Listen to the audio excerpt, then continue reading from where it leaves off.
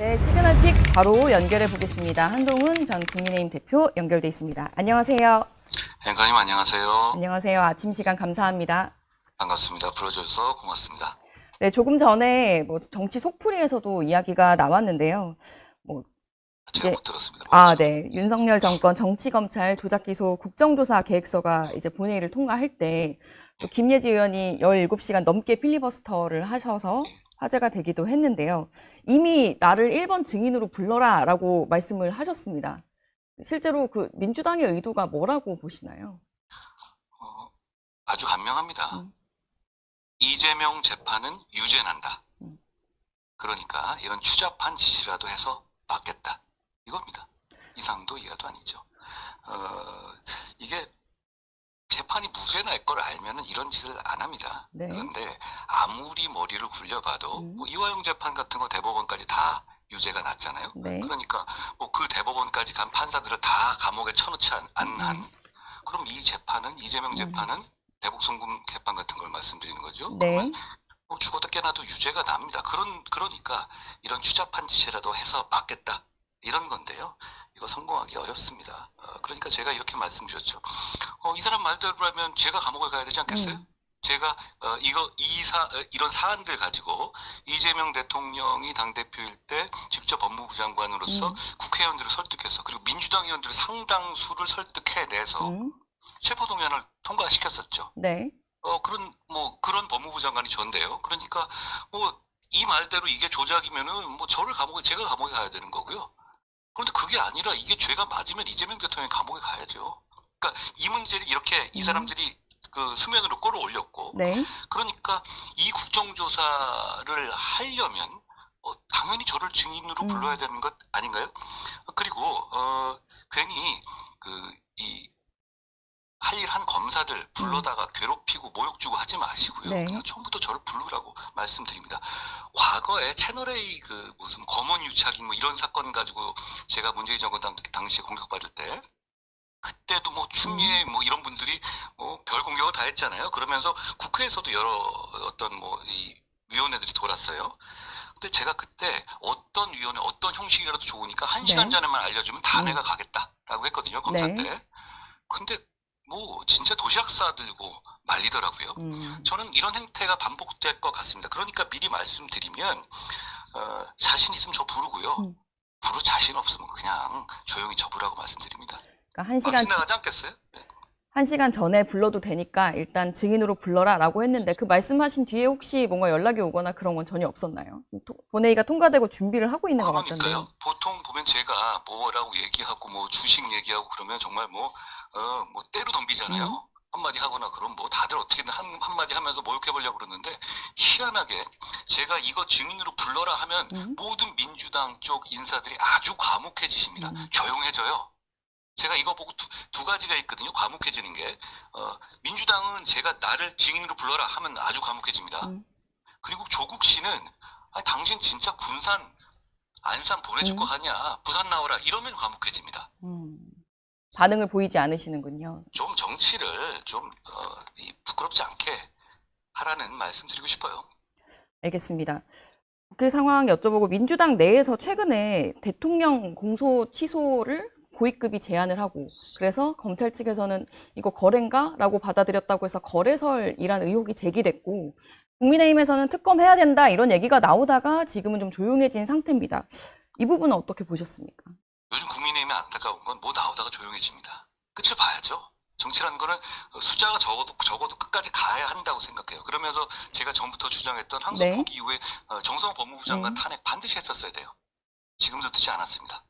저는 그걸 말씀드리고 싶고 그런데 지금 공소취소 말씀드렸는데 이거는 국정조사 공소취소 이거는 공소취소라는 이 결론으로 가기 위한 국정조사는 하나의 빌드업 과정일 뿐이에요. 결국은 원하는 게 아까 다시 돌아갑니다. 이건 이재명은 유죄다. 그러니까 이런 짓이라도 해서 막겠다. 이게 똑같이 두 가지 질문에 같은 얘기거든요. 아니 막는 방법이 뭡니까? 결국 공소 취소죠. 정상적인 재판으로서는 유죄 날 테니까. 그러니까 역시 지금 이거는 사실 하나의 협잡이다 이렇게 생각해요. 그리고 전 이렇게 이 뭐 공취모 이런 거 있잖아요. 네. 민주당에서 공소 취소 모임. 저 이거 범죄단체라고 생각해요. 대통령의 범죄를 직권을 남용해서 누르자라고 하는 것을 모의하는 거 아니에요? 그 범죄단체 아닙니까? 저는 뭐 자신 있게 할 말 있으면 저 고소하라고 말씀드리고 싶어요. 전 이거 범죄단체다 이렇게 다시 말씀드리고, 그리고 이건 이재명 대통령이 나한테 모양 빠지게 이러지 말고 내 공소 취소를 안 한다고 해라고 하면 돼요. 이런 말 죽어도 안 하잖아요. 본인도 아는 거예요. 이거 아니면 유죄에서 벗어날 방법이 없다는 것. 이런다고 해서 있는 죄가 없어지지 않습니다. 일단 민주당에서는 뭐 국정조사가 공소 취소를 위한 것이 아니다라고 다시 주장을 하고 있긴 하지만 그걸 왜 하죠 그러면? 심심해서 하나요? 뭐 조작 기소, 국정조사, 네. 조작 기소가 됐으면 공소 취소하라고 안 할 거예요? 그럼 거기 나와서? 자기들은 조작 기소라고 이름을 붙여놨잖아요? 그러면 조작 기소로 결론을 내놓은 거잖아요. 그럼 조작 기소가 드러나도 공소 취소 안 할 거예요? 당연히 그거 목표 아닌가요? 그거는 눈 가리고 아웅하는 거고요. 국민을 우습게 보는 겁니다. 그리고 먼저 전 앵커님한테 이거 여쭤보고 싶어요. 이 사람들이 말하는 조작이 뭐예요? 뭘 조작했다는 거죠? 이제 각종 근거들을 제시를 하고 있죠. 그걸 아니 그러니까 문제는 앵커님이나 저 같은 정치 고관여층이 이 사람들이 말하는 조작이 뭔지가 딱 한 줄로 떠올라야 되거든요. 예를 들어서 뭘 바꿔치겠다. 예를 들어서 뭐 녹음을 갖다가 뭐 조작했다. 이런 정도 나와야 되는 거 아니에요? 그러면 무슨 얘기죠? 이 사람 연어 먹었다 이런 얘기 하던데, 그럼 광어 먹으면 조작이고 뭐 연어 먹으면 조작 아니에요? 뭘 조작했다는 거예요? 자, 김성태 그 깡패 출신 쌍방울 김성태의 돈이 북한으로 안 갔다는 겁니까? 아니면 그게 경기지사였던 이재명 대통령의 방북 비용이 아니었다는 거예요? 그건 이미 대법원까지 다 나온 얘기인데요. 어떤 부분이 조작이라는 거예요? 그러니까 이게 말할 때 한마디로 한 석조 정도로 얘기할 수 있어야 되잖아요. 민주당이 말하는 조작이 뭡니까? 제가 그걸 모르겠어요, 도대체. 이게 그걸 국정조사에서 해보겠다라고 이제 민주당 뭘 밝히고 싶은 뭔가가 있어야 될 거 아니에요. 근데 그거 앵커님도 한마디로 생각 안 나시잖아요. 저도 모르겠어서 여쭤보는 거예요. 민주당도 모르겠더라고요. 제가 이거 여러 번 물어봤거든요. 민주당도 그냥 어버버버 거리고 그냥 웅얼웅얼 거리다가 그래도 뭐 검찰이 뭐 조작했고 뭐 김성태가 연어 먹었고, 연어도 안 먹을 것 같고 제가 보기에 연어 먹은 거하고 어쩌란 얘기가, 돈을 북한에다 뒷돈 준 거하고 무슨 관계가 있어요? 이거 비슷한 게 예전에 한명숙 총리 사건, 그거 이렇게 뒤집으려고 별거 다 했어요. 결국은 어떻게 됐죠? 여론만 나빠지고 실제로 뭐 무슨 뭐 거기 감옥에 간 누구를 가지고 구슬렸니 어쩌니 막 그랬었잖아요. 결과가 어떻게 됐습니까? 한명숙 무죄였습니까? 재심이라도 했어요? 아니잖아요. 그러니까 이건 정상적인 방법으로 이화영이 재심 신청하면 되거든요. 근데 그거 왜 안 합니까? 안 하는 이유가 있죠. 재심하면 바로 칠 테니까.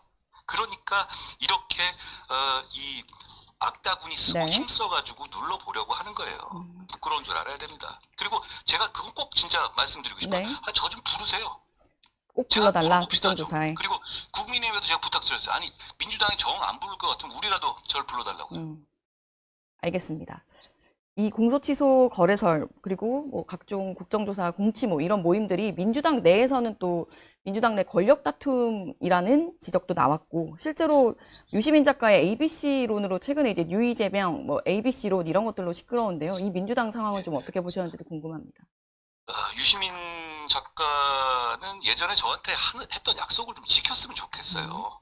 과거에 이분이 제가 노무현 재단 관련해서 계좌 추적했다 이렇게 허위사실 말했다가 재판에서도 이제 다 거짓임이 드러났죠. 근데 거짓임이 드러났을 때 처음에 사과하면서 정치 현안에 대한 비평 앞으로 일절하지 않겠다 이렇게 공언했어요. 그게 2021년 1월이거든요.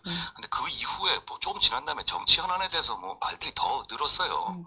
그러니까 저는 이 말을 좀 지키는 게 오히려 대한민국을 위해서는 좀 더 좋지 않겠나 생각이 들고요.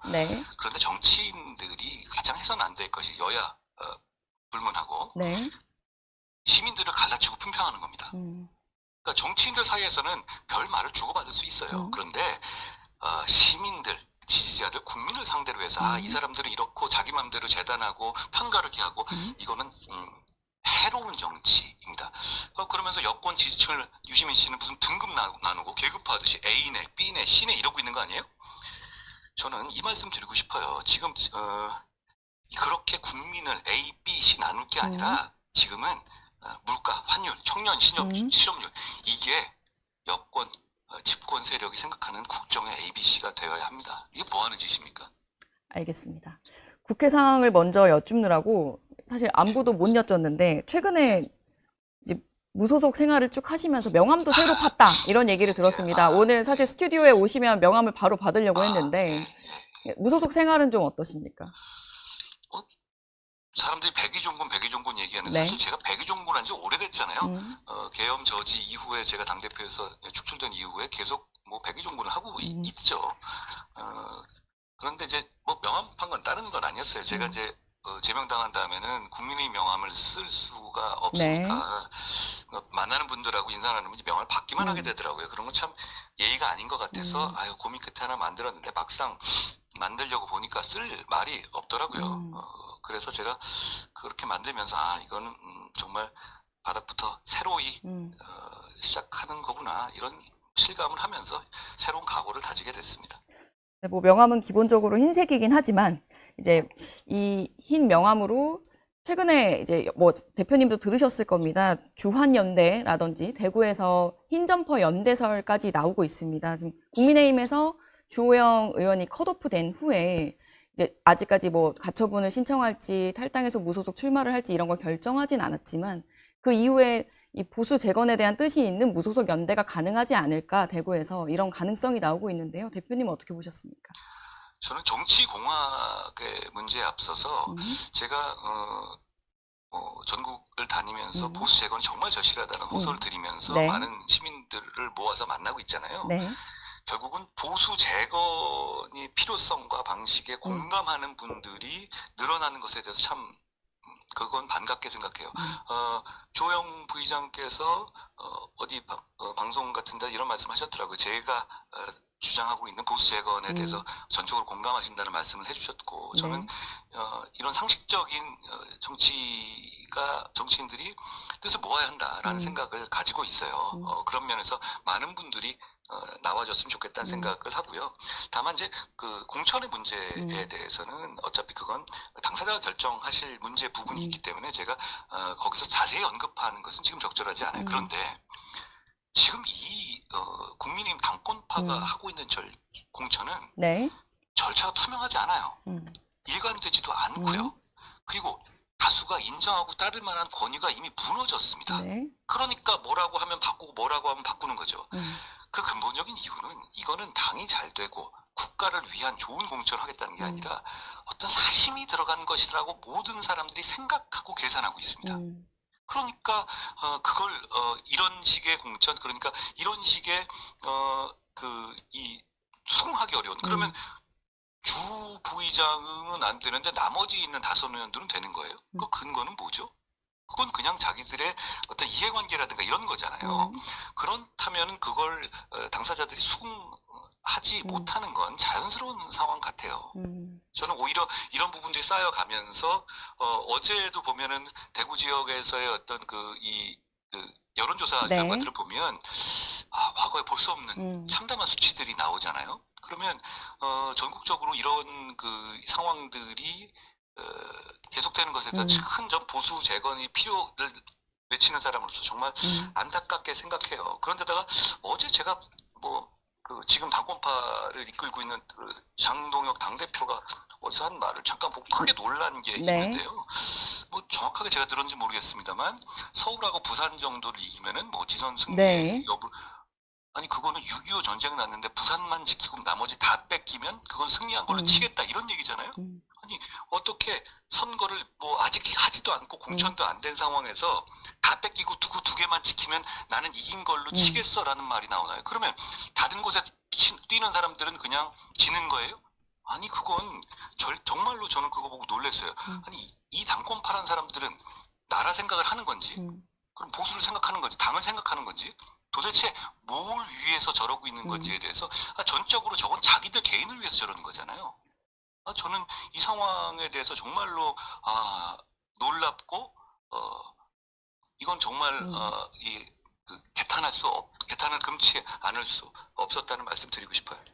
사실 첫 지역 행보로도 대구를 가셨었고 서문시장 가서도 또 민심을 많이 들으셨을 텐데 예. 최근에 이제 김부겸 전 총리 등판이 사실상 뭐 기정사실화되고 있는 분위기인 것 같아요. 그리고 뭐 여론조사에서도 쉽지 않다 이런 이야기들도 나오고 있는 것 같고, 근데 대구는 보수 재건에 있어서도 사실 의미가 있다고 보실 것 같은데 이 대구 지역 민심은 좀 어떻게 들으시고 계시나요? 제가 대구를 제일 먼저 내려간 건 사실 뭐 저에 대한 여러 가지 반감도 많은 뭐 소위 말하는 그 폄훼하듯이 말해서 네. 짠물 뭐 이런 쪽이 네. 많다. 뭐 대구 경북 지역 이렇게 얘기하잖아요. 저는 근데 그게 실제로 그 말이 맞다 하더라도 네. 극복해야 될 단계라고 봤어요. 아, 좋은 게 좋은 다 이런 게 아니라 네. 아니 계엄은 막았어야 했고 탄핵은 불가피했고 지금 이 강을 건넙시다. 제 말을 좀 당당하게 하고 그리고 거기에 대해서 돌도 맞고 욕도 들으면서 그걸 좀 이제 설득하고 싶어서 제일 먼저 대구를 갔던 거예요. 가서 한 네. 3일 정도 있었는데요. 그런데 저는 느낀 것은 대구 경북은 역시 보수의 이 중심이라는 생각이 들었던 것이 전 대구 경북의 상식적인 시민들은 이미 그 강을 건너신 것 같아요. 이미 그 단계를 건너고 보수 재건이 필요하다는 게 강하게 아주 격하게 공감해 주셨고 네. 지금 이 당권파들이 하는 행태에 대해서 정말 비판적으로 보셨어요.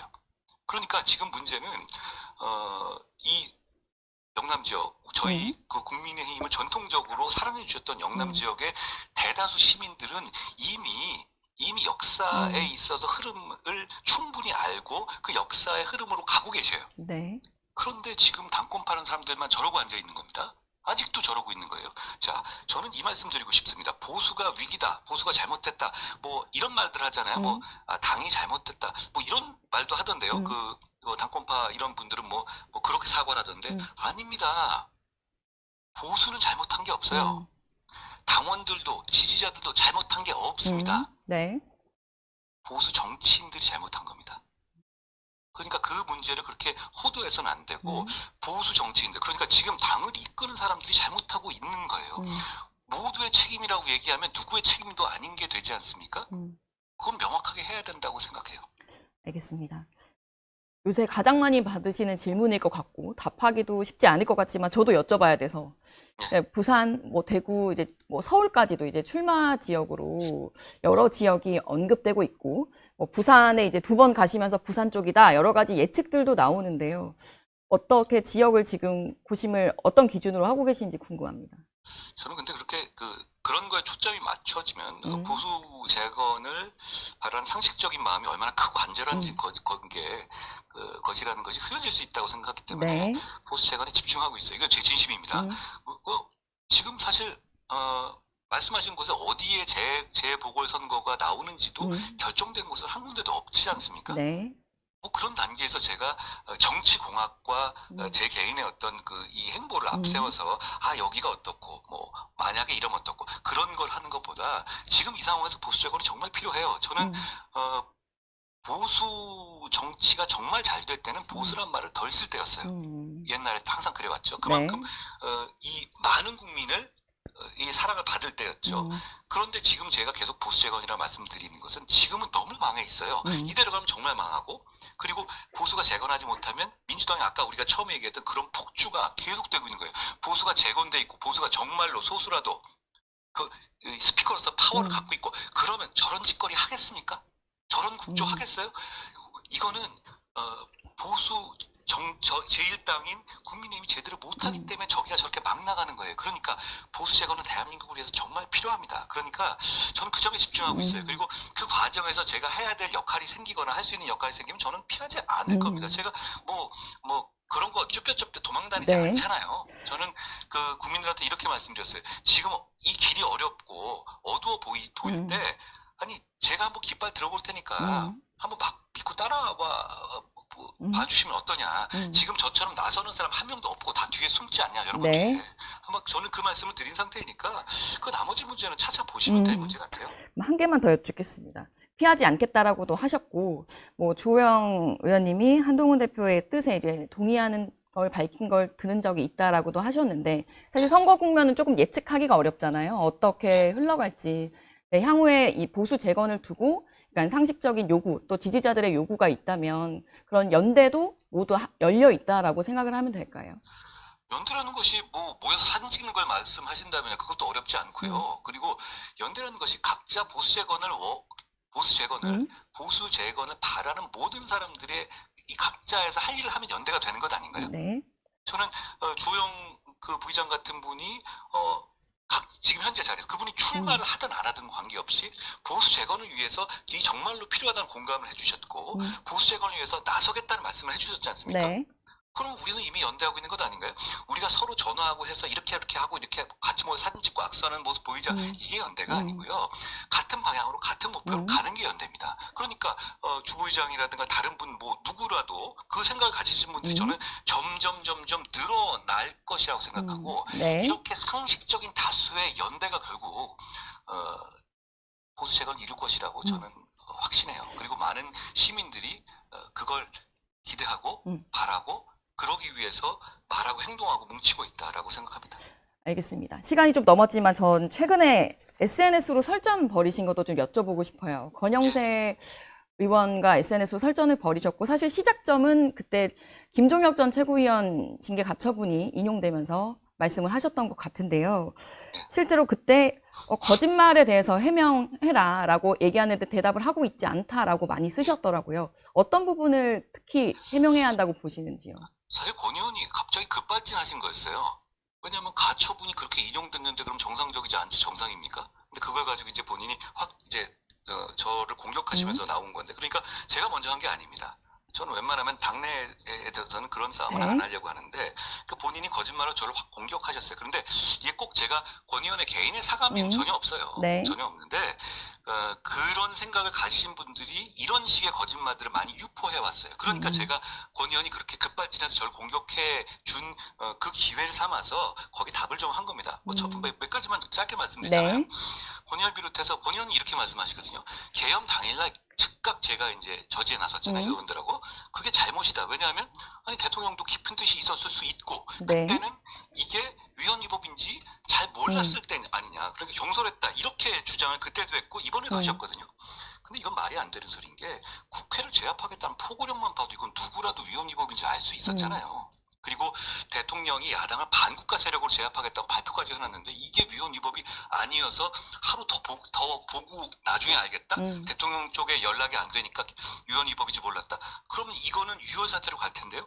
저는 그건 잘못된 생각이고 그리고 이 지점에서 지금 계엄을 극복해야 될 이 시점에서 이런 얘기하면 이건 계엄 극복 못합니다. 저는 그걸 지적하고 싶고 두 번째로는 또 자꾸 민주당이 저한테 공격하다 헌재에서 이제 민주당의 주장을 배척한 한덕수 총리가 무슨 공동정부를 하려고 했다 이런 식으로 민주당 주장으로 저를 공격하는데 네.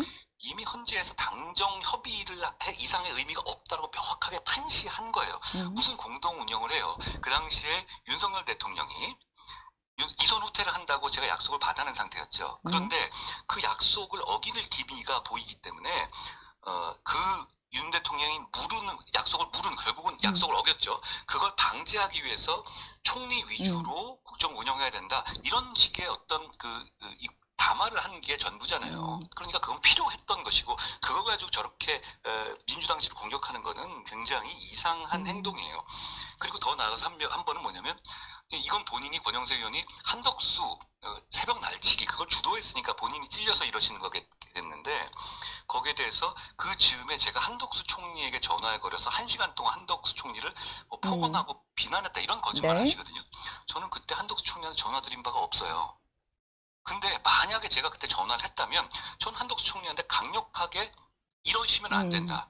경선에 들어와야지 이렇게 반칙하고 오거나 이러시면 안 된다. 계엄에 대해서 문제가 있을 수도 있는데 이렇게 나오시면 안 된다고 강력하게 얘기했을 거예요. 그런데 실제로 전 그렇지 않았었고요. 당시에 오히려 한덕수 총리 측의 인사가 저한테 이런 걸 전해왔어요. 네.